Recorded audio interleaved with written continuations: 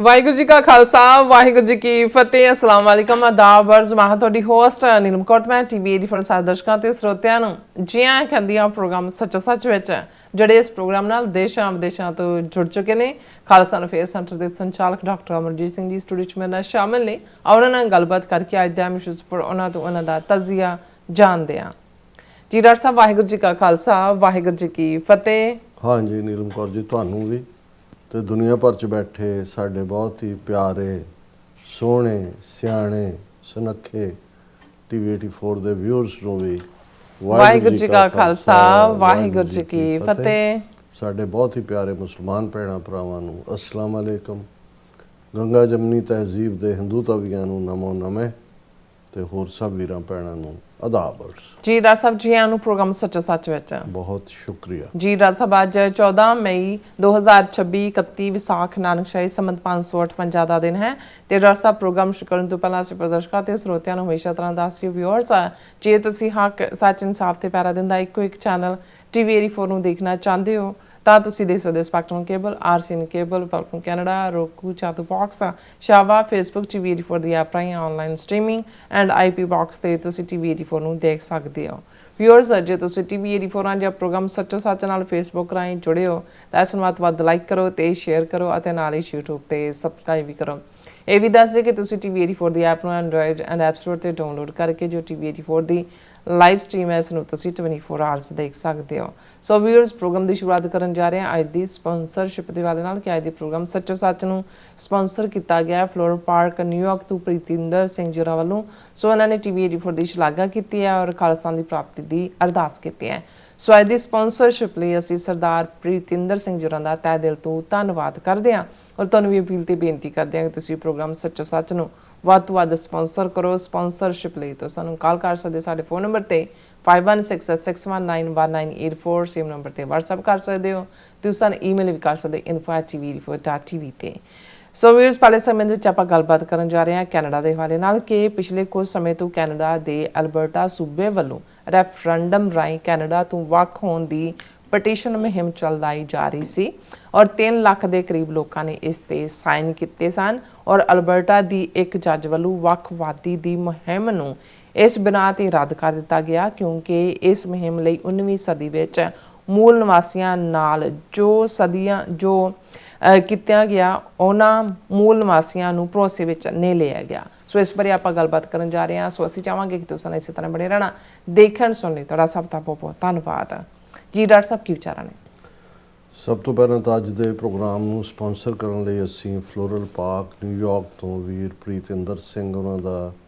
ਸ਼ੁਕਰੀਆ ਅਦਾ ਕਰਦੇ ਹਾਂ। ਸਾਡੇ ਇਹੋ ਜਿਹੇ ਵੀਰ ਜਿਹੜੇ ਨੇ ਉਹ ਅਣਮੁੱਲਾ ਸਾਨੂੰ ਗੁਰੂ ਦੇ ਤੋਹਫੇ ਨੇ, ਕਿਉਂਕਿ ਜਿਹੜੇ ਕੋਈ ਪਬਲਿਸਿਟੀ ਨਹੀਂ ਚਾਹੁੰਦੇ, ਕੋਈ ਸਾਹਮਣੇ ਨਹੀਂ ਆਉਣਾ ਚਾਹੁੰਦੇ, ਬਹੁਤ ਵਾਰ ਕੋਈ 1 to 1 ਕਮਿਊਨੀਕੇਸ਼ਨ ਵੀ ਜਿਹੜੀ ਆ ਉਹ ਨਹੀਂ ਚਾਹੁੰਦੇ ਹੁੰਦੇ, ਉਹ ਸਿਰਫ ਗੁਪਤ ਰੂਪ ਦੇ ਵਿੱਚ ਹੀ ਸੇਵਾ ਕਰਦੇ ਨੇ। ਅੱਛਾ। ਔਰ ਹਾਲ ਵਿੱਚ ਹੀ ਜਦੋਂ ਐਤਵਾਰ ਫਲਸ਼ਿੰਗ ਗੁਰਦੁਆਰਾ ਸਾਹਿਬ ਸਮਾਗਮ ਸੀ ਤੇ ਵੀਰ ਪ੍ਰੀਤਿੰਦਰ ਸਿੰਘ, ਮੈਂ ਉਹਨਾਂ ਦੇ ਚੈੱਕ ਤੋਂ ਹੀ ਉਹਨਾਂ ਦਾ ਨਾਮ ਦੇਖਿਆ, ਉਹਨਾਂ ਨੇ ਚੈੱਕ ਬੁੱਕ ਕੱਢੀ, ਚੈੱਕ ਲਿਖਿਆ ਔਰ ਮੇਰੀ ਜੇਬ 'ਚ ਉਹਨਾਂ ਨੇ ਪਾਇਆ। ਨਾਈਸ। ਸੋ ਇਹ ਹੀ ਸਾਡਾ ਸਰਮਾਇਆ ਔਰ ਜਦੋਂ ਇਸ ਕਿਸਮ ਦੇ ਜੈਸਚਰ ਹੁੰਦੇ ਨੇ ਉਦੋਂ ਸਾਨੂੰ ਹੌਸਲਾ ਵੀ ਮਿਲਦਾ ਹੈ ਕਿ ਜਿਸ ਫੀਲਡ ਨੂੰ ਅਸੀਂ ਚੁਣਿਆ, ਨੈਰੇਟਿਵ ਦੇ ਫੀਲਡ ਨੂੰ, ਕਿਉਂਕਿ ਇਹਦੇ 'ਚ ਕੋਈ ਸ਼ੱਕ ਨਹੀਂ ਹੈ ਕਿ ਇੱਕ ਜ਼ਮਾਨਾ ਪ੍ਰਿੰਟ ਮੀਡੀਆ ਦਾ ਜ਼ਮਾਨਾ ਸੀ। 1990 ਦੇ ਵਿੱਚ ਚੜ੍ਹਦੀ ਕਲਾ ਇੰਟਰਨੈਸ਼ਨਲ ਜਿਸ ਦੀ ਸ਼ੁਰੂਆਤ ਸਰੀ ਤੋਂ ਪਹਿਲਾਂ ਹੋ ਚੁੱਕੀ ਸੀ, ਉਸ ਨੂੰ ਲਗਭਗ 24-25 ਸਾਲ ਮੈਂ ਉਹਦੇ ਐਡੀਟੋਰੀਅਲ ਬੋਰਡ ਦੇ ਚੀਫ ਦੇ ਨਾਤੇ ਐਡੀਟੋਰੀਅਲ ਵੀ ਉਹਦਾ ਲਿਖਿਆ, 2 ਕਾਲਮ, ਇੱਕ ਇੰਗਲਿਸ਼ ਇੱਕ ਪੰਜਾਬੀ 'ਚ ਖਾਲਿਸਤਾਨ ਕਾਲਿੰਗ ਦੇ ਨਾਂ ਥੱਲੇ ਛਪਦੇ ਰਹੇ ਔਰ ਇਹ ਅਖਬਾਰ ਪ੍ਰਿੰਟ ਦੇ ਵਿੱਚ COVID-20 ਤੱਕ ਰਿਹਾ। ਉਸ ਤੋਂ ਬਾਅਦ ਜਿਹੜਾ ਕਿਉਂਕਿ ਪ੍ਰਿੰਟ ਮੀਡੀਆ ਦਾ ਜਿਹੜਾ ਬਹੁਤ ਬੁਰਾ ਹਾਲ ਹੋਇਆ, ਉਹ ਤਾਂ ਹੁਣ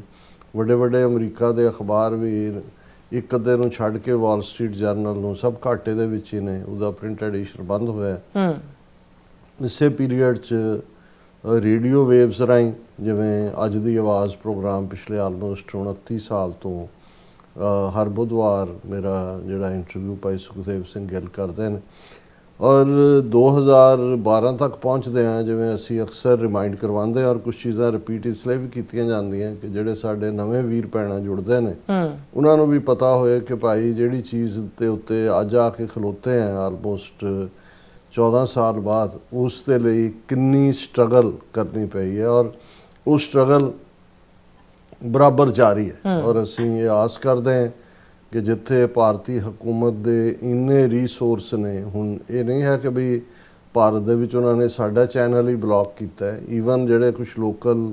YouTube ਵਾਲੇ ਉਹਨਾਂ ਨੂੰ ਲੱਗਦਾ ਹੈ ਕਿ ਵੀ ਉਹਨਾਂ ਦੀ ਨੀਤੀ ਨੂੰ ਜਾਂ ਗੋਦੀ ਮੀਡੀਆ ਦੀ ਲਾਈਨ ਨੂੰ ਟੋ ਨਹੀਂ ਕਰਦੇ, ਉਹਨਾਂ ਨੂੰ ਵੀ ਬਲੌਕ ਕੀਤਾ। ਪਰ ਉੱਥੇ ਉਹਨਾਂ ਦੇ ਕੋਲ ਚੋਇਸ ਹੈ, ਜਿੱਥੇ ਉਹ ਜਾ ਕੇ ਕੋਰਟ ਦੇ ਵਿੱਚ ਉਹਨੂੰ ਜਿਹੜਾ ਚੈਲੰਜ ਕਰਦੇ ਨੇ ਔਰ ਬਹੁਤ ਸਾਰੇ ਰੀਸਟੋਰ ਹੋ ਜਾਂਦੇ ਨੇ। ਪਰ ਸਾਡੇ ਮਾਮਲੇ 'ਚ ਤਾਂ ਕਿਉਂਕਿ ਹੱਥ ਵੱਢ ਕੇ YouTube ਜਾਂ Facebook ਜਾਂ Instagram ਜਾਂ ਦੂਸਰਿਆਂ ਨੇ ਇੰਡੀਅਨ ਗਵਰਨਮੈਂਟ ਨੂੰ ਦਿੱਤਾ ਹੋਇਆ ਉਹਨਾਂ ਦਾ ਜਿਹੜਾ IT ਦੇ ਉੱਤੇ ਜਾਂ ਇਸ ਮੀਡੀਆ ਨਾਲ ਰਿਲੇਟਡ ਐਕਟ ਹੈ ਇੰਡੀਆ ਦਾ, ਉਹ ਬਿਲਕੁਲ ਇੰਨੀਆਂ ਕਲੀਨ ਪਾਵਰਸ ਦਿੰਦਾ ਇੰਡੀਅਨ ਗਵਰਨਮੈਂਟ ਨੂੰ ਕਿ ਇਹ ਜਿਹੜਾ YouTube ਦਾ ਜਾਂ ਦੂਸਰਾ ਜਿਨ੍ਹਾਂ ਦੇ ਕੋਲ ਇੱਕ ਵੱਡਾ ਡਾਟਾਬੇਸ ਹੈ ਔਰ ਪੈਸੇ ਉੱਥੋਂ ਬਣਾਉਂਦੇ ਨੇ ਕਿ ਉਹ ਉਹਨੂੰ ਚੈਲੰਜ ਨਹੀਂ ਕਰ ਸਕਦੇ। ਤਾਂ ਉਹਨਾਂ ਨੂੰ ਕੋਈ ਉਹਨਾਂ ਦੀ ਦਿਲਚਸਪੀ ਵੀ ਨਹੀਂ ਹੁੰਦੀ ਕਿ ਵੀ ਉਹਨਾਂ ਨੇ ਚੈਲੰਜ ਕਰਨਾ, ਕਿਉਂਕਿ ਇਹ ਸਾਰੇ ਪ੍ਰੋਫਿਟ ਮੇਕਿੰਗ ਮਨੀ ਮੇਕਿੰਗ ਨੇ। ਬਿਲਕੁਲ। ਸੋ ਅਸੀਂ ਇਸ ਦੇ ਬਾਵਜੂਦ ਕਿ ਹੁਣ ਜਿੱਥੇ ਫਾਈਨੈਂਸ਼ੀਅਲੀ ਸਾਡੀ ਟਰੱਕਿੰਗ ਇੰਡਸਟਰੀ ਜਾਂ ਈਵਨ ਟੈਕਸੀ ਇੰਡਸਟਰੀ ਇਹ ਵੀ ਸਾਰੇ ਕ੍ਰਾਈਸਿਸ ਚੋਂ ਗੁਜ਼ਰ ਰਹੇ ਨੇ, ਫਿਰ ਵੀ ਵੀਰ ਪ੍ਰੀਤਿੰਦਰ ਸਿੰਘ ਵਰਗੇ ਗੁਰਸਿੱਖ ਵੀਰਾਂ ਭੈਣਾਂ ਦੀ ਬਦੌਲਤ ਹੀ ਅਸੀਂ ਇਸ ਨੂੰ ਜਾਰੀ ਰੱਖ ਰਹੇ ਹਾਂ। ਔਰ ਅਸੀਂ ਗੁਜ਼ਾਰਿਸ਼ ਵੀ ਕਰਦੇ ਹਾਂ ਕਿ ਭਾਈ ਸਾਨੂੰ ਬਾਰ-ਬਾਰ ਨਾ ਕਹਿਣਾ ਪਏ, ਕਿਉਂਕਿ ਇਹ ਵੀ ਆਪਣੇ ਆਪ ਦੇ ਵਿੱਚ ਕਿਤੇ ਨਾ ਕਿਤੇ ਇੱਕ ਕਈ ਵਾਰ ਇਹ ਜ਼ਿਲਤ ਵੀ ਮਹਿਸੂਸ ਹਾਲਾਂ ਮੈਂ ਐਪਰੀਸ਼ੀਏਟ ਕਰਦਾ ਹਾਂ ਔਰ ਰੈਕਗਨਾਈਜ਼ ਕਰਦਾ ਹਾਂ ਜੋ ਸੇਵਾ ਕਰਦੇ ਨੇ, ਪਰ ਕਈ ਵਾਰ ਮੈਨੂੰ ਲੱਗਦਾ ਕਿ ਵੀ ਜੇ ਸਾਡਾ ਇਹ ਹਿੱਸਾ ਫ੍ਰੀ ਹੋਏ ਜਾਂ ਇਸ ਪਾਸਿਓਂ ਕੋਈ ਟੈਨਸ਼ਨ ਨਾ ਹੋਏ ਤਾਂ ਜਿਹੜਾ ਟਾਈਮ ਅਸੀਂ ਇਸ ਪਾਸੇ ਵੀ ਲਾਉਂਦੇ ਹਾਂ ਉਹ ਵੀ ਜਿਹੜਾ ਸਾਡਾ ਨੈਰੇਟਿਵ ਬਿਲਡਿੰਗ ਹੈ ਖਾਲਿਸਤਾਨ ਦਾ, ਕੌਮੀ ਘਰ ਦਾ, ਉਸ ਵੱਲ ਅਸੀਂ ਲਾ ਸਕਦੇ ਹਾਂ। ਵੀਰ ਪ੍ਰੀਤਿੰਦਰ ਸਿੰਘ ਜੀ, ਤੁਹਾਡੇ ਸਮੁੱਚੇ ਪਰਿਵਾਰ ਦਾ ਬਹੁਤ-ਬਹੁਤ ਸ਼ੁਕਰੀਆ। ਅੱਛਾ, ਜਿਹੜਾ ਟੌਪਿਕ ਸਾਡਾ ਲੀਡ ਟੌਪਿਕ ਹੈ, ਹਾਲਾਂ ਬਹੁਤ ਸਾਰਿਆਂ ਨੂੰ ਲੱਗੇਗਾ ਕਿ ਵੀ ਇਹਦੇ ਨਾਲ ਸਾਡੇ ਕੌਜ਼ ਦਾ ਕੀ ਕਨੈਕਸ਼ਨ ਜੁੜਦਾ ਹੈ ਜਾਂ ਕਿਵੇਂ। ਹਾਲਾਂ ਜਦੋਂ ਅਸੀਂ ਕੈਨੇਡਾ ਦੇ ਰੈਫਰੈਂਡਮ ਦਾ ਹਵਾਲਾ ਦਿੰਦੇ ਹਾਂ, ਕਿਉਂਕਿ ਖਾਲਿਸਤਾਨ ਰੈਫਰੈਂਡਮ ਦੀ ਮੁਹਿੰਮ ਜਿਹੜੀ ਇਸ ਵੇਲੇ ਪਿਛਲੇ ਕੁਝ ਵਰ੍ਹਿਆਂ ਤੋਂ ਬਿਲਟ ਹੁੰਦੀ ਇਸ ਵੇਲੇ ਇੱਕ ਗਲੋਬਲ ਮੂਵਮੈਂਟ ਦਾ ਜਿਹੜਾ ਹੈ ਉਹ ਰੂਪ ਲੈ ਚੁੱਕੀ ਹੈ। ਔਰ ਇਸ ਬਾਰੇ ਕਿਉਂਕਿ ਜਦੋਂ ਪੀਸਫੁਲ ਤਰੀਕੇ ਦੇ ਨਾਲ ਜਿਹੜਾ ਹੈ ਉਹ ਆਪਣਾ ਘਰ ਬਣਾਉਣ ਦੀ ਗੱਲ ਹੁੰਦੀ ਹੈ, ਤੇ ਇਸ ਮਾਮਲੇ ਦੇ ਵਿੱਚ ਬੇਸ਼ੱਕ ਜਦੋਂ ਅਸੀਂ ਡਿਸਕ੍ਰਾਈਬ ਕਰਦੇ ਹਾਂ ਕਿ 3 ਕਿਸਮ ਦੇ ਰੈਫਰੈਂਡਮ ਨੇ। ਇੱਕ ਉਹ ਨੇ ਜਿਹੜੇ UN ਦੇ ਆਸਪੀਸ਼ੀਅਸ ਦੇ ਥੱਲੇ ਹੁੰਦੇ ਨੇ, ਜਿਹਦੇ 'ਚ ਕਿ ਜਿਨ੍ਹਾਂ ਦਾ ਝਗੜਾ ਹੈ ਉਹ UN 'ਚ ਉੱਥੇ ਰਹਿ, ਜਿਹੜਾ ਨੇਸ਼ਨ ਹੈ ਜਿਸ ਤੋਂ ਲੋਕ ਵੱਖ ਹੋਣਾ ਚਾਹੁੰਦੇ ਨੇ ਉਹ UN ਦੇ ਵਿੱਚ ਨੇ, ਔਰ UN ਡਿਸਾਈਡ ਕਰਦੀ ਹੈ ਕਿ ਵੀ ਅਸੀਂ ਅਬਜ਼ਰਵਰ ਭੇਜਾਂਗੇ, ਸਾਡੇ ਆਸਪੀਸ਼ੀਅਸ ਦੇ ਥੱਲੇ ਲੋਕ ਡਿਸਾਈਡ ਕਰ ਲੈਣ ਕਿ ਵੀ ਉਹ ਉਸ ਮੁਲਕ 'ਚ ਰਹਿਣਾ ਚਾਹੁੰਦੇ ਨੇ ਜਾਂ ਵੱਖ ਹੋਣਾ ਚਾਹੁੰਦੇ ਨੇ। ਜਿਵੇਂ ਅਸੀਂ ਈਸਟ ਤੈਮੂਰ ਦਾ ਜ਼ਿਕਰ ਕਰਦੇ ਹਾਂ ਕਿ ਇੰਡੋਨੇਸ਼ੀਆ ਦੇ 18,000 ਤੋਂ ਜ਼ਿਆਦਾ ਆਈਲੈਂਡਸ ਦੇ ਵਿੱਚ ਕ੍ਰਿਸਚੀਅਨ ਮੈਜੋਰਟੀ ਜਿਹੜਾ ਈਸਟ ਤੈਮੂਰ ਆਈਲੈਂਡ ਸੀ, ਔਰ ਉਹਨਾਂ ਦੀ ਕਿਉਂਕਿ ਇੰਡੋਨੇਸ਼ੀਆ ਦੁਨੀਆ 'ਚ ਸਭ ਤੋਂ ਜ਼ਿਆਦਾ ਮੁਸਲਿਮ ਪਾਪੂਲੇਸ਼ਨ ਵਾਲਾ ਮੁਲਕ ਹੈ, ਔਰ ਜਿਹੜਾ ਸਾਊਦਰਨ ਬੈਪਟਿਸਟ ਚਰਚ ਅਮਰੀਕਾ 'ਚ ਹੈ ਉਹਦੀ ਵੀ ਬੜੀ ਜ਼ੋਰਦਾਰ ਲੌਬੀ ਸੀ ਈਸਟ ਤੈਮੂਰ ਵਾਲਿਆਂ ਦੀ। ਅਤੇ ਇਵੈਂਚੁਅਲੀ ਅਰਲੀ 90s ਦੇ ਵਿੱਚ ਈਸਟ ਤੈਮੂਰ ਦੇ ਲੋਕਾਂ ਨੇ ਰੈਫਰੈਂਡਮ ਕੀਤਾ UN ਦੇ ਥੱਲੇ, ਔਰ ਇਵੈਂਚੁਅਲੀ ਉਹ ਇੱਕ ਅੱਡ ਮੁਲਕ ਬਣਿਆ, ਇੰਡੋਨੇਸ਼ੀਆ ਨਾਲੋਂ ਵੱਖ ਹੋਇਆ। ਇਸੇ ਅੰਦਾਜ਼ ਤਰੀਕੇ ਦੇ ਨਾਲ ਅਸੀਂ ਕੁਛ ਅਰਸਾ ਪਹਿਲਾਂ ਸਾਊਥ ਸੁਡਾਨ ਜਿਹੜਾ ਹੈ ਉਹ ਇੱਕ ਅੱਡ ਮੁਲਕ ਦੇ ਤੌਰ ਦੇ ਉੱਤੇ, ਹਾਲਾਂ ਬਹੁਤ ਸਾਰੀ ਅੱਜ ਵੀ ਉੱਥੇ ਕ੍ਰਾਈਸਿਸ ਔਰ ਦੂਸਰਾ ਤੀਸਰਾ ਚੱਲ ਰਿਹਾ। ਕਈ ਵਾਰੀ ਇਹ ਜ਼ਰੂਰੀ ਵੀ ਨਹੀਂ ਹੁੰਦਾ ਕਿ ਨਵਾਂ ਮੁਲਕ ਬਣਨ ਦੇ ਨਾਲ ਸਾਰੇ ਕਜੀਏ ਕਲੇਸ਼ ਜਿਹੜੇ ਪਹਿਲੇ ਨੇ ਜਾਂ ਜੋ ਚੱਲ ਰਿਹਾ ਉਹ ਬੰਦ ਹੋ ਜਾਏ, ਲੇਕਿਨ ਮੈਂ ਇੱਕ ਪ੍ਰੈਸੀਡੈਂਟ ਦੀ ਗੱਲ ਕਰਦਾ ਕਿ ਸਾਊਥ ਸੁਡਾਨ ਦੇ ਵਿੱਚ ਵੀ ਜਿਹੜਾ ਉਹਦਾ ਅੱਡ ਮੁਲਕ ਦਾ ਬਣਨਾ ਹੈ ਉਹ UN ਦੇ ਥੱਲੇ ਹੋਇਆ। ਦੂਸਰਾ ਕੇਸ ਜਿਹਦੇ 'ਚ ਕਿ ਜਿਸ ਮੁਲਕ ਦੇ ਖਿਲਾਫ ਲੋਕਾਂ ਨੂੰ ਸ਼ਿਕਾਇਤ ਹੈ ਕਿ ਵੀ ਅਸੀਂ ਤੁਹਾਡੇ ਨਾਲ, ਤੁਸੀਂ ਸਾਡੇ ਨਾਲ ਧੱਕਾ ਕਰਦੇ ਹੋ, ਅਸੀਂ ਤੁਹਾਡੇ ਨਾਲ ਨਹੀਂ ਰਹਿਣਾ ਚਾਹੁੰਦੇ, ਉਹ ਮੁਲਕ ਹੀ ਕਹੇ ਕਿ ਵੀ ਠੀਕ ਹੈ ਤੁਸੀਂ ਆਪਸ 'ਚ ਤੁਸੀਂ VOTING ਕਰ ਲਓ। ਜੇ ਤੁਸੀਂ ਤੁਹਾਡੇ ਸੂਬੇ ਦੇ ਲੋਕ ਅੱਡ ਹੋਣਾ ਚਾਹੁੰਦੇ ਨੇ ਤੇ ਉਸ ਦਾ ਜ਼ਰੀਆ ਪੀਸਫੁਲ ਹੈ, ਜਿਹੜਾ ਹੈ ਜਿਸ ਨੂੰ ਰੈਫਰੈਂਡਮ ਜਾਂ ਇੱਕ ਜ਼ਮਾਨੇ 'ਚ ਲਫ਼ਜ਼ ਪਲੇਬੇਸਾਈਟ ਕਿਹਾ ਜਾਂਦਾ ਸੀ, UN ਦੀ ਲੈਂਗੁਏਜ ਇਨੀਸ਼ੀਅਲੀ ਪਲੇਬੇਸਾਈਟ ਸੀ, ਅੱਛਾ ਜਿਹਨੂੰ ਪੰਜਾਬੀ ਜਾਂ ਉਰਦੂ ਜਾਂ ਹਿੰਦੀ ਦੇ ਵਿੱਚ ਰਾਏ ਸ਼ੁਮਾਰੀ, ਰਾਏ ਆਮ ਲੋਕਾਂ ਦੀ ਰਾਏ ਕਿਹਾ ਜਾਂਦਾ, ਰਾਏ ਸ਼ੁਮਾਰੀ ਕਿ ਵੀ ਲੋਕਾਂ ਦੀ ਰਾਏ ਪੁੱਛੀ ਜਾਏ। ਕੈਨੇਡਾ ਦੇ ਕਨਸਟੀਟਿਊਸ਼ਨ ਦੇ ਵਿੱਚ ਵੀ ਇਸ ਦਾ ਵਿਧਾਨ ਹੈ ਔਰ ਇਹ ਕੈਨੇਡਾ ਦੇ ਜਿਹੜਾ ਉਸ ਨੂੰ ਕ੍ਰੈਡਿਟ ਜਾਂਦਾ ਹੈ ਕਿ ਉਹਨਾਂ ਨੇ ਬੀਤੇ ਦੇ ਵਿੱਚ 1980 ਦੇ ਵਿੱਚ ਔਰ 1995 ਦੇ ਵਿੱਚ ਦੋ ਵਾਰ ਕਿਊਬੈਕ ਸੂਬਾ, ਕੈਨੇਡਾ ਦੀ ਇੱਕ ਆਪਣੀ ਹਿਸਟਰੀ ਹੈ। ਕੈਨੇਡਾ ਦਾ ਜਿਹੜਾ ਸਭ ਤੋਂ ਵੱਡਾ ਸੂਬਾ ਕਿਊਬੈਕ ਦਾ, ਉਹ ਫ੍ਰੈਂਚ ਮੈਜੋਰਿਟੀ ਹੈ, ਫ੍ਰੈਂਚ ਮੂਲ ਦੇ ਲੋਕ ਨੇ ਔਰ ਫ੍ਰੈਂਚ ਔਰ ਬ੍ਰਿਟਿਸ਼ਰਸ ਦੀ ਬੜੀ ਸਟਰਗਲ ਰਹੀ ਹਿਸਟਰੀ ਦੇ ਵਿੱਚ ਵੀ, ਯੂਰਪ ਦੀਆਂ ਦੇ ਵਿੱਚ ਵੀ, ਲੇਕਿਨ ਵਿਦਨ ਕੈਨੇਡਾ ਔਰ ਅਮਰੀਕਾ ਵੀ। ਔਰ ਇਹੀ ਕਾਰਨ ਜਦੋਂ ਅਸੀਂ ਕਈ ਵਾਰ ਜਦੋਂ ਸਟੈਚੂ ਆਫ ਲਿਬਰਟੀ ਲਈ ਇੱਥੇ ਲੋਕ ਦੇਖਣ ਜਾਂਦੇ ਨੇ ਤੇ ਉਹ ਇਹ ਭੁੱਲ ਜਾਂਦੇ ਨੇ ਕਿ ਵੀ ਇਹ ਫਰਾਂਸ ਦੇ ਲੋਕਾਂ ਨੇ ਅਮਰੀਕਾ ਨੂੰ ਗਿਫਟ ਕੀਤਾ ਸੀ, ਕਿਉਂਕਿ ਫਰਾਂਸ ਇਸ ਗੱਲ ਨੂੰ ਸਪੋਰਟ ਕਰਦਾ ਸੀ ਕਿ ਅਮਰੀਕਾ ਦੀਆਂ 13 ਕਾਲੋਨੀਜ਼ ਨੇ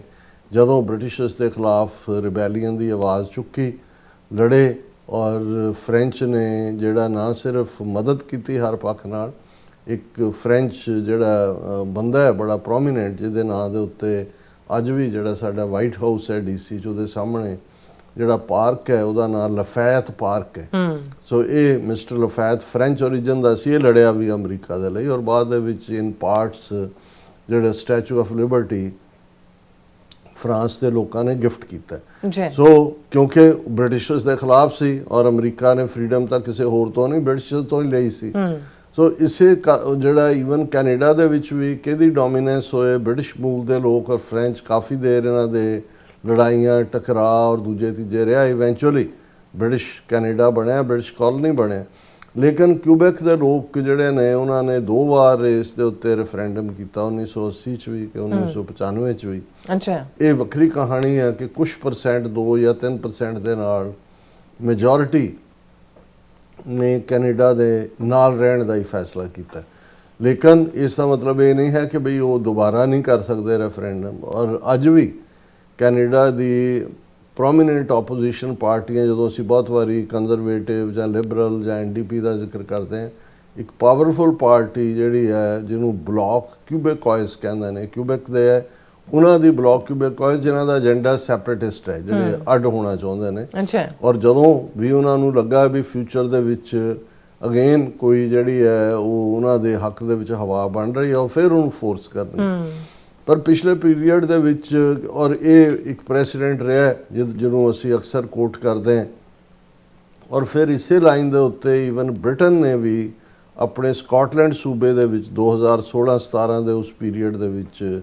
ਉਹ ਸਕਾਟਲੈਂਡ ਜਿਹੜਾ 400-500 ਸਾਲ ਤੋਂ ਬ੍ਰਿਟਨ ਦਾ ਹਿੱਸਾ ਹੈ, ਉਹਦੇ 'ਚ ਸਕਾਟਿਸ਼ ਲੋਕਾਂ ਨੇ ਵੀ ਸਕਾਟਿਸ਼ ਨੈਸ਼ਨਲਿਸਟ ਪਾਰਟੀ ਬਣਾਈ। ਬਰੇਵ ਹਾਰਟ ਫਿਲਮ ਨੇ ਕਾਫੀ ਕੁਝ ਬਦਲਿਆ। ਉਹਨਾਂ ਦੀ ਫਸਟ ਮਿਨਿਸਟਰ ਔਰ ਉਹਨਾਂ ਦੇ ਸਕਾਟਿਸ਼ ਮੂਲ ਦੇ ਲੋਕਾਂ ਨੇ ਕਿਹਾ ਵੀ ਅਸੀਂ ਨਹੀਂ ਰਹਿਣਾ ਬ੍ਰਿਟਨ ਦੇ ਨਾਲ, ਔਰ ਉਸ ਦੇ ਉੱਤੇ ਸ਼ਾਇਦ ਡੇਵਿਡ ਕੈਮਰੋਨ ਦੇ ਵੇਲੇ ਜਿਹੜਾ ਹੈ ਉਹ ਰੈਫਰੈਂਡਮ ਹੋਇਆ। ਹਾਲਾਂਕਿ ਮੈਜੋਰਿਟੀ ਨੇ ਇਹੀ ਫੈਸਲਾ ਕੀਤਾ ਕਿ ਵੀ ਅਸੀਂ ਨਾਲ ਰਹਿਣਾ, ਲੇਕਿਨ ਉਹ ਪਾਰਟੀ ਅੱਜ ਵੀ ਉੱਤੇ ਐਗਜ਼ਿਸਟ ਕਰਦੀ ਹੈ। ਸੋ ਉਸ ਲਾਈਨ ਦੇ ਉੱਤੇ ਇਹ ਡੈਮੋਕ੍ਰੈਟਿਕ ਤਰੀਕੇ ਦੇ ਨਾਲ ਲੋਕਾਂ ਨੂੰ ਉਹਨਾਂ ਦਾ ਹੱਕ, ਸਵੈ ਨਿਰਣੇ ਦਾ ਹੱਕ, ਜਿਹਨੂੰ ਅਸੀਂ ਰਾਈਟ ਆਫ ਸੈਲਫ ਡਿਟਰਮੀਨੇਸ਼ਨ ਕਹਿੰਦੇ ਹਾਂ, ਉਹ ਦੇਣ ਦੀ ਗੱਲ ਹੈ। ਹੁਣ ਇਹ ਨਹੀਂ ਸੀ ਕਿ ਵੀ ਜੇ ਕਿਊਬੈਕ ਦੇ ਲੋਕਾਂ ਨੇ 1980 ਜਾਂ 1995 'ਚ ਮੰਗ ਕੀਤੀ ਤੇ ਟੈਂਕਾਂ ਤੋਪਾਂ ਦੇ ਨਾਲ ਆ ਕੇ ਉਹਨਾਂ ਦੇ ਜਿਹੜੇ ਨੇ ਫ੍ਰੈਂਚ ਚਰਚ ਢਾਹ ਦਿੱਤੇ ਗਏ ਜਾਂ ਫ੍ਰੈਂਚ ਲੋਕਾਂ ਨੂੰ ਫੜ ਕੇ ਉਹਨਾਂ ਦੇ ਝੂਠੇ ਪੁਲਿਸ ਮੁਕਾਬਲੇ ਬਣਾਏ ਗਏ। ਹੁਣ ਇਸ ਦੌਰ ਦੇ ਚੱਲਦਿਆਂ ਹੀ ਜਦੋਂ ਕਿ ਪ੍ਰੈਜ਼ੀਡੈਂਟ ਟਰੰਪ ਨੇ ਕੈਨੇਡਾ ਨੂੰ 51ਵਾਂ ਸੂਬਾ ਬਣਾਉਣ ਦੀ ਗੱਲ ਕੀਤੀ, ਨਾਲ ਦੀ ਨਾਲ ਜਿਹੜਾ ਉਹ ਐਲਬਰਟਾ ਸੂਬਾ ਜਿਹੜਾ ਜਿਹਦਾ ਬਾਰਡਰ ਅਮਰੀਕਾ ਦੇ ਨਾਲ ਵੀ ਲੱਗਦਾ ਹੈ ਔਰ ਕਾਫੀ ਰਿਚ ਹੈ ਇਨ ਆਇਲ ਔਰ ਜਿਹੜੇ ਨੈਚੁਰਲ ਰਿਸੋਰਸਿਸ, ਔਰ ਜਿਵੇਂ ਅਸੀਂ ਪੰਜਾਬ 'ਚ ਮਹਿਸੂਸ ਕਰਦੇ ਹਾਂ ਕਿ ਭਾਈ ਜਿਹੜੀ ਸਾਡੀ ਤਰੱਕੀ ਹੈ ਜਾਂ ਸਾਊਥ ਦੀਆਂ ਸਟੇਟਾਂ ਮਹਿਸੂਸ ਕਰਦੀਆਂ ਨੇ, ਤਮਿਲਨਾਡੂ, ਤੇਲਗੂ, ਕਰਨਾਟਕਾ, ਆਂਧਰਾ, ਕੇਰਲਾ, ਕਿ ਸਾਡੇ ਜਿਹੜੇ ਰਿਸੋਰਸ ਨੇ ਉਹ ਨਾਰਥ ਦੀਆਂ ਹਿੰਦੂ ਜਾਂ ਹਿੰਦੀ ਸਪੀਕਿੰਗ ਸਟੇਟਾਂ ਲੈ ਜਾਂਦੀਆਂ ਨੇ। ਅਸੀਂ ਫੈਮਿਲੀ ਕੰਟਰੋਲ ਵੀ ਕੀਤਾ ਹੈ, ਅਸੀਂ ਪ੍ਰੋਸਪੈਰਿਟੀ ਵੀ ਦਿੰਦੇ ਹਾਂ, ਔਰ ਸਾਨੂੰ ਰਿਟਰਨ ਦੇ ਵਿੱਚ ਕੁਝ ਨਹੀਂ ਮਿਲਦਾ ਜੀ। ਔਰ ਇਸੇ ਲਈ ਸਾਊਥ ਇੰਡੀਆ ਦੇ ਲੋਕ ਆਪਣਾ ਅੱਡ ਇਕਨੋਮਿਕ ਜ਼ੋਨ ਬਣਾਉਣ ਦੀ ਮੰਗ ਕਰਦੇ ਨੇ। ਪੰਜਾਬ 'ਚ ਤਾਂ ਸਿੱਖਾਂ ਨੂੰ ਇਹ ਗੱਲ ਸਪਸ਼ਟ ਹੈ ਕਿ ਪਿਛਲੇ 80 ਸਾਲਾਂ ਤੋਂ ਸਾਰਾ ਪੰਜਾਬ ਇੱਕ ਕਾਲੋਨੀ ਹੈ ਦਿੱਲੀ ਦੀ, ਉਹ ਲੁੱਟ ਰਹੇ ਨੇ, ਸਾਡਾ ਪਾਣੀ ਵੀ ਲੁੱਟ ਰਹੇ ਨੇ, ਰਿਸੋਰਸ ਵੀ ਲੁੱਟ ਰਹੇ ਨੇ, ਔਰ ਸਾਡੇ ਸਾਧਨਾਂ ਨੂੰ ਖੋਹ ਕੇ ਜਿਹੜਾ ਉਹ ਸਾਨੂੰ ਘਸਿਆਰੇ ਬਣਾ ਰਹੇ ਨੇ। ਸੋ ਐਲਬਰਟਾ ਦੇ ਵਿੱਚ ਵੀ ਇਹ ਫੀਲਿੰਗ, ਔਰ ਖਾਸ ਤੌਰ ਤੇ ਜਦੋਂ ਪ੍ਰੈਜ਼ੀਡੈਂਟ ਟਰੰਪ ਦਾ ਇਹ ਕੈਂਪੇਨ ਚੱਲਿਆ, ਫੀਲਿੰਗ ਤਾਂ ਉਸ ਤੋਂ ਪਹਿਲਾਂ ਵੀ ਐਲਬਰਟਾ 'ਚ ਰਹੀ ਹੈ। ਥੋੜੇ ਬਹੁਤ ਕਲਚਰਲ ਡਿਫਰੈਂਸ ਵੀ ਨੇ। ਉਹਨਾਂ ਨੂੰ ਇਹ ਲੱਗਦਾ ਹੈ ਕਿ ਜਿਹੜੇ ਈਸਟ ਦੇ ਨੇ, ਓਨਟਾਰੀਓ ਜਾਂ ਕਿਊਬੈਕ ਜਾਂ ਦੂਜੇ, ਉਹ ਜ਼ਿਆਦਾ ਪ੍ਰਿਵਿਲੇਜ ਲੈ ਜਾਂਦੇ ਨੇ, ਔਰ ਜਿਹੜਾ ਕੈਨੇਡਾ ਦੀ ਇਕਨੋਮੀ ਦੇ ਵਿੱਚ ਅਸੀਂ ਆਪਣੇ ਨੈਚੁਰਲ ਰਿਸੋਰਸਿਸ ਰਾਹੀਂ ਯੋਗਦਾਨ ਪਾਉਂਦੇ, ਉਹ ਸਾਨੂੰ ਉਹਦੀ ਰਿਟਰਨ ਨਹੀਂ ਮਿਲਦੀ। ਸੋ ਕੈਨੇਡਾ ਦੇ ਵਿੱਚ ਜਿਹੜੀ ਇਸ ਵੇਲੇ ਹਕੂਮਤ ਹੈ, ਜਿਨ੍ਹਾਂ ਦੀ ਪ੍ਰੀਮੀਅਰ ਡੈਨੀਅਲ ਸਮਿਥ ਨੇ, ਇਹਨਾਂ ਦੀ ਸਪੋਰਟ ਦੇ ਨਾਲ ਹੀ ਇੱਕ ਗਰੁੱਪ ਜਿਹੜਾ ਐਲਬਰਟਾ ਦੇ ਵਿੱਚ ਖੜਾ ਹੋਇਆ, ਜਿਸ ਦਾ ਸਟੇ ਫ੍ਰੀ ਐਲਬਰਟਾ ਗਰੁੱਪ ਇਹਦਾ ਨਾਂ ਹੈ। ਔਰ ਉਹਨਾਂ ਦੇ ਸੰਵਿਧਾਨ ਦੇ ਵਿੱਚ ਇਹ ਹੈ ਕਿ ਵੀ ਜੇ ਇੰਨੇ ਦਸਤਖਤ ਵਾਲੀ ਕੋਈ ਪਟੀਸ਼ਨ ਆਏ ਜਿਹੜੇ ਕਹਿਣ ਕਿ ਅਸੀਂ ਅੱਡ ਹੋਣਾ ਚਾਹੁੰਦੇ ਹਾਂ, ਤੇ ਰੈਫਰੈਂਡਮ ਹੋਣਾ ਜਾਂ ਰੈਫਰੈਂਡਮ ਕਰਵਾਉਣਾ ਲਾਜ਼ਮੀ ਹੈ। ਸੋ ਇਹ ਜਿਹੜਾ ਸਟੇ ਫ੍ਰੀ ਐਲਬਰਟਾ ਗਰੁੱਪ ਨੇ ਲਗਭਗ 3 ਲੱਖ ਲੋਕਾਂ ਤੋਂ ਦਸਤਖਤ ਕਰਵਾਏ ਐਲਬਰਟਾ ਦੇ ਵਿੱਚ ਕਿ ਐਲਬਰਟਾ ਦੇ ਵਿੱਚ ਰੈਫਰੈਂਡਮ ਕਰਵਾਇਆ ਜਾਏ ਕਿ ਐਲਬਰਟਾ ਕੈਨੇਡਾ ਦੇ ਨਾਲ ਨਹੀਂ ਰਹਿਣਾ ਚਾਹੁੰਦਾ। ਸੋ ਜ਼ਾਹਰ ਹੈ ਵੀ ਪਟੀਸ਼ਨ ਜਦੋਂ ਸਬਮਿਟ ਹੋਈ, ਜਿਹੜੀ ਐਲਬਰਟਾ ਦੀ ਗਵਰਨਮੈਂਟ ਹੈ ਉਹ ਇਸ ਗਰੁੱਪ ਨੂੰ ਸਪੋਰਟ ਕਰ ਰਹੀ ਹੈ। ਇਸ ਨੂੰ ਅਦਾਲਤ ਦੇ ਵਿੱਚ ਚੈਲੰਜ ਕੀਤਾ ਹੈ। ਚੈਲੰਜ ਕਿਹਨਾਂ ਨੇ ਕੀਤਾ? ਹੁਣ ਜਦੋਂ ਤੁਸੀਂ ਕੈਨੇਡਾ ਦੀ ਵੀ ਹਿਸਟਰੀ ਦੇਖੋਗੇ, ਅਮਰੀਕਾ ਦੀ ਹਿਸਟਰੀ ਵਾਂਗ, ਕਿ ਕੈਨੇਡਾ ਜਾਂ ਅਮਰੀਕਾ ਜਿਹੜੇ ਆਏ ਸਾਰੇ, ਇਹ ਤਾਂ ਬਾਹਰੋਂ ਹੀ ਆਏ, ਕੋਈ ਯੂਰਪ 'ਚੋਂ ਆ ਗਿਆ, ਕੋਈ ਕਿਤੋਂ ਆ ਗਿਆ। ਜਿਹੜੇ ਇਹਨਾਂ ਦੇ ਮੂਲ ਨਿਵਾਸੀ ਨੇ, ਨੇਟਿਵ ਕੈਨੇਡੀਅਨਸ ਜਾਂ ਨੇਟਿਵ ਅਮਰੀਕਨ, ਜਿਹਨਾਂ ਨੂੰ ਰੈੱਡ ਇੰਡੀਅਨ ਕੋਲੰਬਸ ਨੇ ਕਿਹਾ ਸੀ, ਉਹਨਾਂ ਦਾ ਤਾਂ ਭਾਰੀ ਕਤਲੇਆਮ, ਜੈਨੋਸਾਈਡ, ਉਹਨਾਂ ਦੀਆਂ ਜ਼ਮੀਨਾਂ ਖੋਹਣਾ, ਉਹਨਾਂ ਦੇ ਨਾਲ ਸੰਧੀਆਂ ਕਰਨਾ। ਅਮਰੀਕਾ ਦੀ ਤਾਂ ਹਿਸਟਰੀ ਬੜੀ ਇਸ ਮਾਮਲੇ 'ਚ ਕਰੂਅਲ ਹੈ ਕਿ ਉਹਨਾਂ ਦੇ ਨਾਲ ਸੰਧੀਆਂ ਕਰ ਲੈਂਦੇ ਸੀ ਕਿ ਅੱਛਾ ਚਲੋ ਇਹ ਇਲਾਕਾ ਤੁਹਾਡਾ, ਪਰ ਜਦੋਂ ਹੀ ਉੱਥੋਂ ਕੋਈ ਰਿਸੋਰਸ ਨਿਕਲ ਆਉਂਦਾ ਸੀ, ਕੋਈ ਸੋਨਾ ਚਾਂਦੀ ਨਿਕਲ ਆਉਂਦਾ ਸੀ, ਉਹਨਾਂ ਨੂੰ ਫਿਰ ਭਜਾ ਦਿੰਦੇ ਸੀ। ਅੱਜ ਅਮਰੀਕਾ 'ਚ 1 ਮਿਲੀਅਨ ਤੋਂ ਵੀ ਘੱਟ ਆਬਾਦੀ ਹੈ ਨੇਟਿਵ ਅਮਰੀਕਨਸ ਦੀ, ਔਰ ਜਦੋਂ ਸ਼ੁਰੂ ਦੇ ਵਿੱਚ ਇੱਥੇ ਕੋਲੰਬਸ ਆਇਆ ਜਾਂ ਦੂਜਾ, ਉਦੋਂ 160 ਮਿਲੀਅਨ ਦੇ ਕਰੀਬ ਮੈਂ ਕਿਤੇ ਫਿਗਰ ਦੇਖੀ ਹੈ। ਹਾਲਾਂਕਿ ਉਹ ਵੀ ਅੱਡ-ਅੱਡ ਕਬੀਲੇ ਸੀ, ਔਰ ਉਹਨਾਂ ਨੂੰ ਜਿਹੜਾ ਉਹ ਨੇਸ਼ਨਸ ਦੇ ਤੌਰ ਤੇ ਰੈਕਗਨਾਈਜ਼ ਕੀਤਾ ਜਾਂਦਾ, ਜਿਵੇਂ ਇੱਥੇ ਨੇਟਿਵ ਅਮਰੀਕਨ ਕਿਹਾ ਜਾਂਦਾ। ਹੁਣ ਇਸ ਕਿਸਮ ਦੇ ਐਲਬਰਟਾ ਦੇ ਵਿੱਚ 4 ਮੁੱਖ ਟਰਾਈਬਲ ਜਿਹੜੇ ਨੇਟਿਵ ਕੈਨੇਡੀਅਨ ਜਾਂ ਜਿਹੜੇ ਆਪਣੇ ਆਪ ਨੂੰ ਫਸਟ ਨੇਸ਼ਨ ਕਹਿੰਦੇ ਨੇ, ਉਹ ਹੁਣ ਵੀ ਮੌਜੂਦ ਨੇ। ਉਹਨਾਂ ਦੇ ਵਿੱਚ ਅਰਥਬੈਸਕਾ, ਚਿਪੇਵੀਅਨ ਫਸਟ ਨੇਸ਼ਨ ਹੈ, ਬਲੱਡ ਟਰਾਈਬ ਹੈ, ਪਿਲਕਾਨੀ ਨੇਸ਼ਨ ਹੈ ਤੇ ਸਿਕਸਿਲਾ ਨੇਸ਼ਨ ਹੈ। ਹੁਣ ਇਹਨਾਂ ਨੇ ਕੋਰਟ ਦੇ ਵਿੱਚ ਜਿਹੜਾ ਉਹ ਪਟੀਸ਼ਨ ਕੀਤੀ ਇਸ ਰੈਫਰੈਂਡਮ ਦੇ ਖਿਲਾਫ। ਉਹਨਾਂ ਨੇ ਕਿਹਾ ਕਿ ਵੀ ਸਾਡੇ ਨਾਲ ਕਰਾਊਨ ਨੇ, ਜ਼ਾਹਰ ਹੈ ਬ੍ਰਿਟਿਸ਼ ਕਰਾਊਨ ਨੇ, ਸਾਡੇ ਬਜ਼ੁਰਗਾਂ ਦੇ ਨਾਲ 19ਵੀਂ ਸਦੀ ਦੇ ਵਿੱਚ ਟ੍ਰੀਟੀਜ਼ ਕੀਤੀਆਂ ਸੀ, ਸੰਧੀਆਂ ਕੀਤੀਆਂ ਸੀ, ਜਿਹੜੀਆਂ ਸੰਧੀਆਂ ਦੇ ਥੱਲੇ ਅਸੀਂ, ਸਾਡੇ ਇਹ ਇੱਥੇ ਹਕੂਕ ਨੇ ਜਿਨ੍ਹਾਂ ਨੂੰ ਕੈਨੇਡੀਅਨ ਕਨਸਟੀਟਿਊਸ਼ਨ ਨੇ ਵੀ ਮੰਨਿਆ ਹੋਇਆ। ਔਰ ਹੁਣ ਇਹ ਕਿਵੇਂ ਹੋ ਸਕਦਾ ਹੈ ਕਿ ਵੀ ਸਾਡੀ ਮਰਜ਼ੀ ਤੋਂ ਬਿਨਾਂ, ਸਾਡੇ ਨਾਲ ਸਲਾਹ ਕੀਤੇ ਬਿਨਾਂ ਜਿਹੜਾ ਕੋਈ ਇਸ ਕਿਸਮ ਦਾ ਰੈਫਰੈਂਡਮ ਜਿਹੜਾ ਹੈ ਐਲਬਰਟਾ ਅੱਡ ਹੋਏ ਔਰ ਇੰਟਰਨੈਸ਼ਨਲ ਬਾਰਡਰ ਬਣ ਜਾਏ ਇੱਥੇ। ਉਹਨੂੰ ਕਿਹਾ ਅਸੀਂ ਤਾਂ 7000 ਸਾਲ ਤੋਂ ਇੱਥੇ ਰਹਿ ਰਹੇ ਔਰ ਇਹ ਸਾਡੀ ਜ਼ਮੀਨ ਹੈ, ਔਰ ਇਹਦੇ 'ਚ ਕੋਈ ਹੋਰ ਆ ਕੇ ਔਰ ਤੁਸੀਂ ਇਹਨਾਂ ਟ੍ਰੀਟੀਜ਼ ਨੂੰ ਵਾਇਲੇਟ ਕਰ ਰਿਹਾ ਹੈ ਇਹ ਗਰੁੱਪ। ਹੁਣ ਜਿਸ ਜੱਜ ਨੇ ਫੈਸਲਾ ਸੁਣਾਇਆ, ਐਲਬਰਟਾ ਦੀ ਜਸਟਿਸ ਸ਼ਾਬੀਆ ਲਿਓਨਰਡ, 37 ਪੇਜ ਦਾ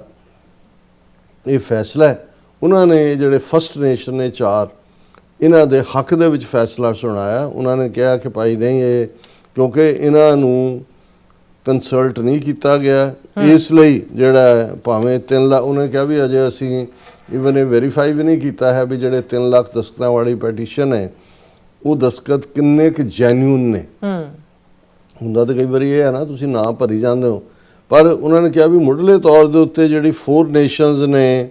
ਇਹ ਕਿਹਾ, ਉਹਨਾਂ ਨੇ ਕਿਹਾ ਕਿ ਵੀ ਉਹਨਾਂ ਦੇ ਨਾਲ ਕੰਸਲਟ ਨਹੀਂ ਕੀਤਾ ਗਿਆ ਔਰ ਜੱਜ ਨੇ ਕਿਹਾ as a matter of logic and common sense there can be no doubt that Alberta's secession from Canada will have an impact on two treaties signed in 19th century with First Nations people and the Crown. ਕਿ 19ਵੀਂ ਸਦੀ ਦੇ ਵਿੱਚ ਇਹਨਾਂ first nations ਦੇ ਨਾਲ ਜਿਹੜੀ crown ਨੇ sign ਕੀਤੇ ਗਈਆਂ ਦੋ ਸੰਧੀਆਂ ਟ੍ਰੀਟੀਜ਼ ਜੀ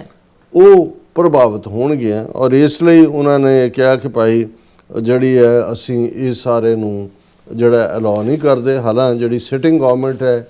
ਉਹ ਰੈਫਰੈਂਡਮ ਚਾਹੁੰਦੀ ਹੈ, ਉਹਨਾਂ ਨੇ ਕਿਹਾ ਜੀ ਅਸੀਂ ਇਸ ਫੈਸਲੇ ਨੂੰ ਅਪੀਲ ਕਰਾਂਗੇ ਔਰ ਇਹ ਜਿਹੜੀ ਹੈ ਸਾਨੂੰ ਹੱਕ ਹੈ ਕਿ ਅਸੀਂ ਇਸ ਨੂੰ ਰੈਫਰੈਂਡਮ ਨੂੰ ਕਰਵਾਈਏ ਔਰ ਇਹ ਜਿਹੜਾ ਲੇਕਿਨ ਕਿਉਂਕਿ ਕੈਨੇਡੀਅਨ ਲਾਅ ਦੇ ਵਿੱਚ ਇੰਡੀਜਨਸ ਪੀਪਲ ਨੂੰ ਜਿਹੜੇ ਨੇ ਉਹ ਕਾਫੀ ਰਾਈਟ ਦਿੱਤੇ ਹੋਏ ਨੇ। ਹੁਣ ਮੈਂ ਜਦੋਂ ਇਸ ਖਬਰ ਨੂੰ ਦੇਖਿਆ, ਹਾਲਾਂਕਿ ਇਸ ਨਾਲ ਕੋਈ ਸਾਡਾ ਸਿੱਧਾ ਸਬੰਧ ਤਾਂ ਨਹੀਂ ਜੁੜਦਾ ਜਾ ਕੇ ਕਿ ਭਾਈ ਜੇ ਉਹਨਾਂ ਨੂੰ ਇਹ ਲਾਅ ਨਹੀਂ ਕੀਤਾ, ਲੇਕਿਨ ਮੈਂ ਇਹ ਦੇਖਿਆ ਵੀ ਜੇ ਸੱਚਮੁੱਚ ਟ੍ਰੀਟੀ ਜਾਂ ਸੰਧੀ, ਵੈਸੇ ਤਾਂ ਅਕਸਰ ਇੱਕ ਗੱਲ ਕਹੀ ਜਾਂਦੀ ਹੈ treaties are made to be broken ਜਾਂ to be not to trust, ਕਿ ਵੀ ਸੰਧੀਆਂ ਕੀਤੀਆਂ ਇਸ ਲਈ ਜਾਂਦੀਆਂ ਨੇ ਕਿ ਉਹਨਾਂ ਨੂੰ ਤੋੜਨਾ ਹੁੰਦਾ। ਹੁਣ ਅਸੀਂ ਇਹ ਜੇ ਦੇਖੀਏ ਕਿ ਵੀ ਔਰ ਇਹ ਕ੍ਰੈਡਿਟ 'ਚ ਜਾਂਦਾ ਹੈ ਕਿ ਵੀ ਭਾਵੇਂ ਉਹ ਛੋਟੇ ਛੋਟੇ ਟਰਾਈਬ ਹੋਣਗੇ ਉਹਨਾਂ ਦਾ ਹਕੂਮਤ ਦੇ ਵਿੱਚ ਕੋਈ ਪ੍ਰਭਾਵ ਨਹੀਂ ਹੋਏਗਾ, ਪਰ ਇੱਕ ਜੱਜ ਨੇ ਇਸ ਗੱਲ ਨੂੰ ਐਕਨੋਲੇਜ ਕੀਤਾ ਕਿ ਵੀ ਜਿਹੜਾ ਤੁਹਾਡਾ ਵਰਡ ਹੈ, ਵਰਡ ਆਫ ਮਾਊਥ, ਜਿਹਨੂੰ ਤੁਸੀਂ ਪੇਪਰ ਦੇ ਉੱਤੇ ਉਤਾਰਿਆ, ਇਹਨਾਂ ਦੇ ਬਜ਼ੁਰਗਾਂ ਨਾਲ ਤੁਸੀਂ 200 ਸਾਲ ਪਹਿਲਾਂ ਜਾਂ 150 ਸਾਲ ਪਹਿਲਾਂ 19th ਸੈਂਚੁਰੀ ਟੁਵਰਡਸ ਦਾ ਐਂਡ ਵੀ ਹੋ ਸਕਦਾ, 19th ਸੈਂਚੁਰੀ ਦਾ ਮਤਲਬ ਹੈ 80s ਦੇ ਵਿੱਚ 1880 1890, ਸੋ ਹੁਣ ਅਸੀਂ 21ਵੀਂ ਸਦੀ ਦੇ ਵਿੱਚ ਹੈ ਕਿ ਭਾਈ ਤੁਹਾਡਾ ਜੋ ਤੁਹਾਡੇ ਕਰਾਊਨ ਨੇ, ਤੁਹਾਡੇ ਕਿੰਗ ਨੇ ਜੋ ਇਕਰਾਰ ਕੀਤੇ ਸੀ 2 ਸਦੀਆਂ ਜਾਂ 1.5 ਸਦੀ ਪਹਿਲਾਂ,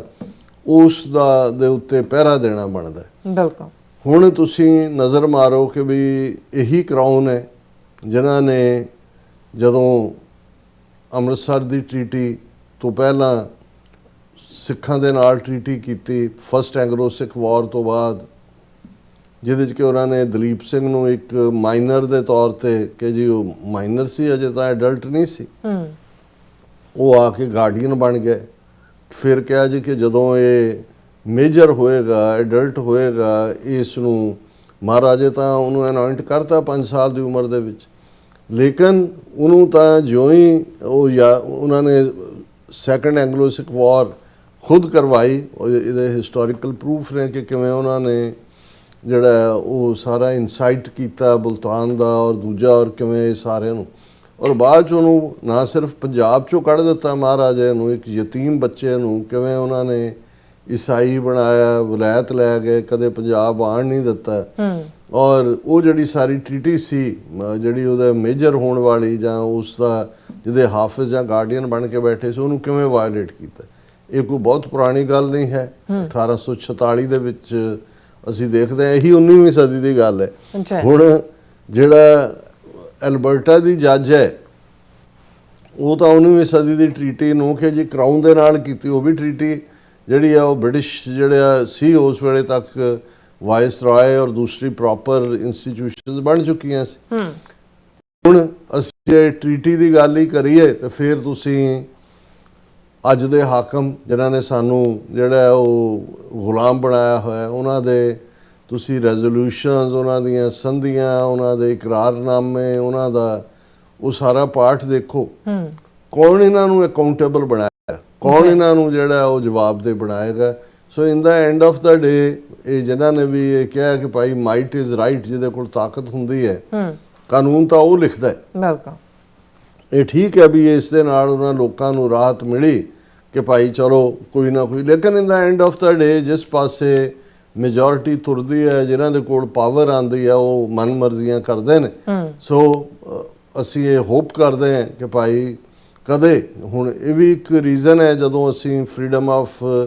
ਇੰਡੀਆ ਐਕਟ ਦਾ ਹਵਾਲਾ ਦਿੰਦੇ ਹਾਂ, ਜਿਹੜਾ ਕਿ ਲੇਬਰ ਗਵਰਨਮੈਂਟ ਦੇ ਵੇਲੇ ਜਦੋਂ ਕਿ ਲੇਬਰ ਪਾਰਟੀ ਦੀ ਹਕੂਮਤ ਸੀ, ਭਾਰਤ ਦੀ ਡਿਵੀਜ਼ਨ ਦੀ ਗੱਲ ਹੋਈ ਭਾਰਤ ਪਾਕਿਸਤਾਨ ਦੇ ਵਿਚਾਲੇ, ਉਦੋਂ ਵੀ ਜੇ ਸੱਚਮੁੱਚ ਅੰਗਰੇਜ਼ ਹਾਕਮ ਜਾਂ ਦੂਸਰੇ, ਠੀਕ ਹੈ ਅਸੀਂ ਬਹੁਤ ਵਾਰ ਇਹ ਕੋਟ ਕਰਦੇ ਹਾਂ ਰਿਪੀਟਡਲੀ ਕਿ ਜੀ ਉਹਨਾਂ ਨੇ ਸਿੱਖ ਲੀਡਰਸ਼ਿਪ ਨੂੰ ਜਿਹੜਾ ਉਹ ਸਲਾਹ ਦਿੱਤੀ ਜਾਂ ਉਹਨਾਂ ਨੂੰ ਹਿੰਟ ਆਊਟ ਕੀਤਾ ਜਾਂ ਦੂਸਰਾ ਕੀਤਾ, ਨਹੀਂ। ਲੇਕਿਨ ਜੇ ਅਸੀਂ ਇਹ ਕਹਿਣਾ ਹੋਏ ਕਿ ਵੀ ਬ੍ਰਿਟਿਸ਼ਰਸ ਨੇ ਉਦੋਂ ਵੀ ਔਰ ਹੁਣ ਵੀ ਜੋ ਉਹਨਾਂ ਦਾ ਰਵੱਈਆ ਹੈ, ਜੇ ਮਾਰਗਰੇਟ ਥੈਚਰ ਦਾ ਜਿਹੜਾ ਰੋਲ ਹੈ ਜਿਹੜਾ 1984 ਦੇ ਘੱਲੂਘਾਰੇ ਵੇਲੇ ਜਾਂ ਅੱਜ ਜਿਸ ਹਵਾਲੇ ਨਾਲ ਬ੍ਰਿਟਿਸ਼ਰਸ ਕਾਊਂਟਰ ਟੈਰਰਿਜ਼ਮ ਦੇ ਨਾਂ ਥੱਲੇ ਜਿਹੜੇ ਖਾਲਿਸਤਾਨ ਦੀ ਗੱਲ ਕਰਨ ਵਾਲੇ ਨੇ ਉਹਨਾਂ ਨੂੰ ਪੀਸਫੁਲੀ, ਉਹਨਾਂ ਨੂੰ ਵੀ ਦਹਿਸ਼ਤਗਰਦੀ ਦੇ ਖਾਤੇ 'ਚ ਪਾ ਕੇ, ਜਿਵੇਂ ਗੁਰਪ੍ਰੀਤ ਸਿੰਘ, ਸੇਵਿੰਗ ਪੰਜਾਬ ਔਰ ਹੋਰ ਨੂੰ ਹਰਾਸ ਕੀਤਾ ਜਾਂਦਾ ਹੈ। ਪਿਛਲੇ ਦਿਨਾਂ 'ਚ ਇੱਕ ਹੋਰ ਐਕਟਿਵਿਸਟ ਜਿਹੜੇ ਬ੍ਰਿਟਿਸ਼ ਸਿਟੀਜ਼ਨ ਨੇ, ਬੜੇ ਆਨਰੇਬਲ, ਉਹਨਾਂ ਨੂੰ 2-3 ਘੰਟੇ ਬਿਠਾ ਕੇ ਰੱਖਿਆ ਗਿਆ ਔਰ ਉਹਨਾਂ ਦਾ ਲੈਪਟਾਪ ਔਰ ਫੋਨ ਔਰ ਦੂਜੇ ਤੀਜੇ ਲੈ ਲਏ ਗਏ, ਸੋ ਕਿਉਂਕਿ ਉਹ ਖਾਲਿਸਤਾਨ ਦੀ ਵਜ਼ਾਹਤ ਕਰਦੇ ਨੇ। ਸੋ ਕੁੱਲ ਮਿਲਾ ਕੇ ਇਹ ਵੀ ਜਿਹੜਾ ਇੱਕ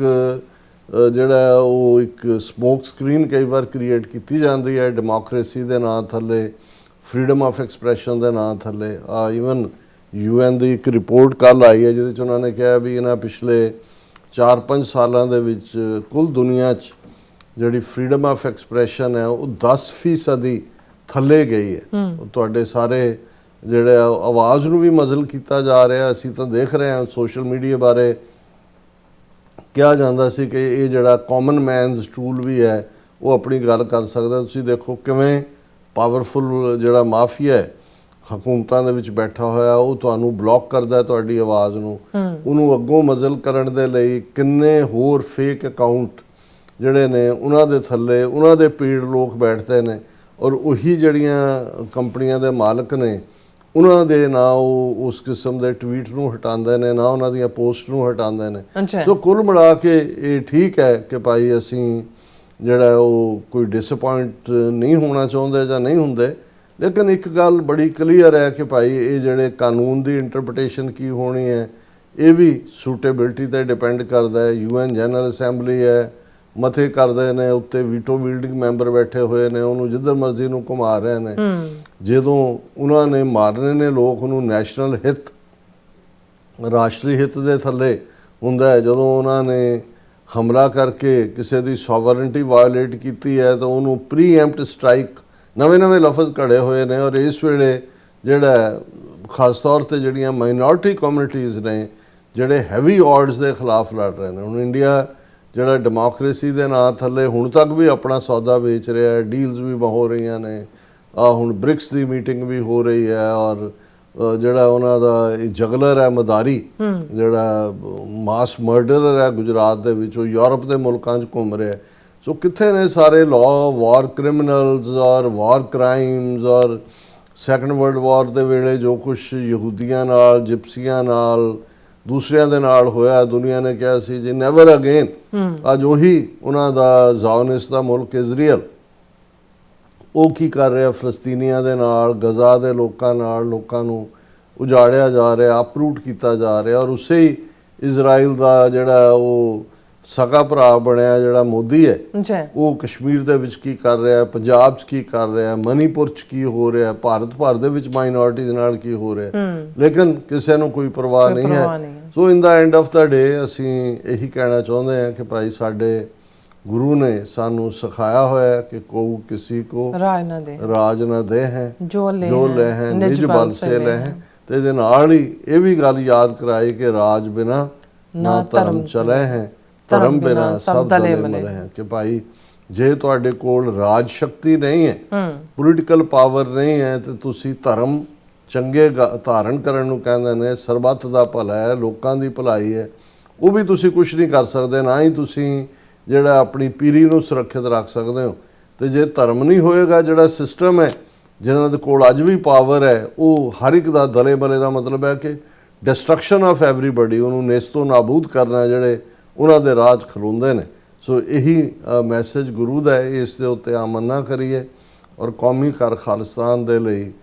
ਜਿਸ ਵੀ ਤਰੀਕੇ ਦੇ ਨਾਲ ਕਿਸ ਉਦਮ ਤੇ ਰਾਜ ਮਿਲੇ, ਕਿਹੜਾ ਉਦਮ ਹੋਏ, ਆਲ ਬਾਈ ਆਲ ਮੀਨਸ ਪੋਸੀਬਲ,